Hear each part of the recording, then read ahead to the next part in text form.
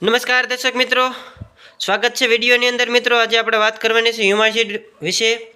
આ એક પ્રકારનું ઓર્ગેનિક ફર્ટિલાઇઝર છે। દર્શક મિત્રો, આપ સૌને જણાવવાનું કે આજના વિડીયોની અંદર આપણે વાત કરવાની છે હ્યુમાસીડ વિશે। તો મિત્રો આપણે ઘણા સમયથી આ વિડીયો બનાવવાનો પ્રયત્ન કરતા હતા, પણ સમય અને સંજોગને અભાવે આપણે આ વિડીયો આપણે મૂકી નહોતા શકતા।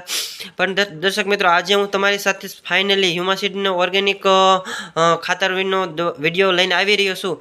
તો આપ સર્વને જણાવવાનું કે વિડીયોને પૂરો જોવો અને ચેનલની અંદર નવા હો તો એક વખત ચેનલને સબસ્ક્રાઈબ કરી નાખો, જેથી કરીને મારા તરફથી આવનારા નવા વિડીયો અને નવી વિડીયોની માહિતી હું આપના સુધી પહોંચાડતો રહું। તો હવે મિત્રો આપણે વાત કરવાની છે કે આ હ્યુમાસીડ છે શું। તો મિત્રો આપ સર્વને જણાવવાનું કે એક પ્રકારનું ઓર્ગેનિક ખાતર છે, જે પ્રવાહી દ્વારા પાકની અંદર આપી શકાય છે। તો ત્યાર પછી મિત્રો આપણે વાત કરવાની છે કે હ્યુમાસીડની અંદર આવે છે શું। તો મિત્રો આપ સર્વને જણાવવાનું કે હ્યુમાસીડની અંદર હ્યુમિક એસિડ આવે છે, જે પાકને પ્રવાહી સ્વરૂપે પાણી સાથે પીએચ સાથે આપી શકાય છે।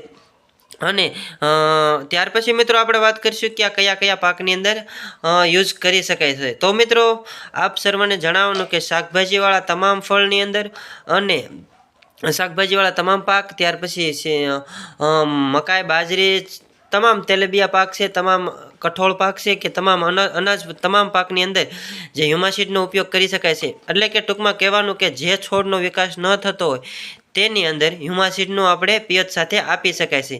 1 વીઘાની અંદર 1 લીટર આપવાથી છોડનો તમામ વિકાસ થાય છે। જો તમારે છોડ પીળો પડતો એટલે કે કપાસનો છોડનો વિકાસ ન થતો હોય તો હ્યુમાસીડ આપવાથી કપાસના છોડ એ લીલો થઈ જાય છે અને સારામાં સારો વિકાસ થવા માંડે છે। ત્યાર પછી મિત્રો આપણે વાત કરવાની છે બીજા ઓર્ગેનિક ખાતરની સાપેક્ષમાં અને હ્યુમાસીડ એ બેના કયું સારું આવે છે। તો આગળનો વિડીયો પણ મેં કાલા સોના વિશે મૂક્યો હતો, અને આ બીજો છે હ્યુમાસીડ, જે એક પ્રકારનું બંને ખાતર છે, ઓર્ગેનિક ખાતર છે।